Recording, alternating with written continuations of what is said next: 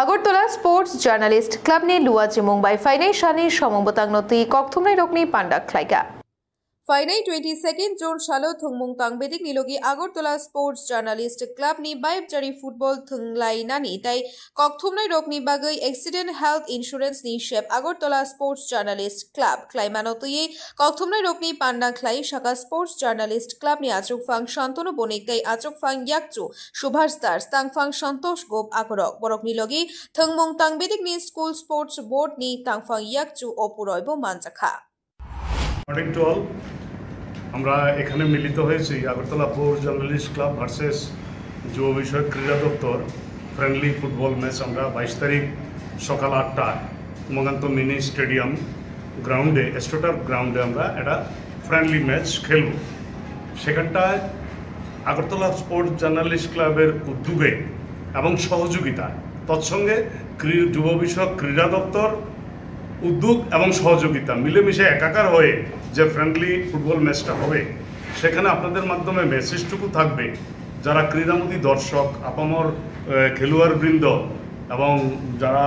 খেলাধুলা ভালোবাসেন সকলে আপনারা 8টায় উমাকান্ত মাঠ প্রাঙ্গণে আসবেন। ওখানটায় রাজ্যের মাননীয় ক্রীড়ামন্ত্রী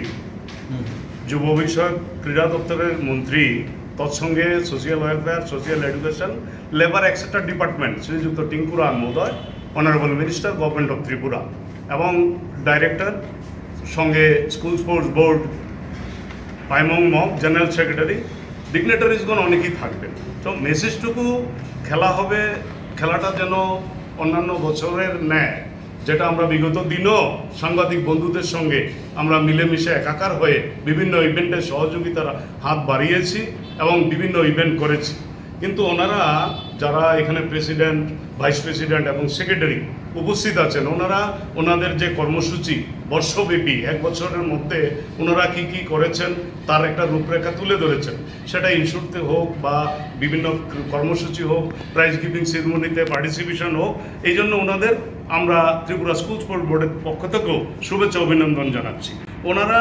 এখানে একটা উল্লেখযোগ্য বিষয়, ওনারা যখন সহযোগিতা এবং উদ্যোগ দুটো বিষয় একাকার হয়ে উদ্যোগ নেওয়াটা এবং সহযোগিতা করাটা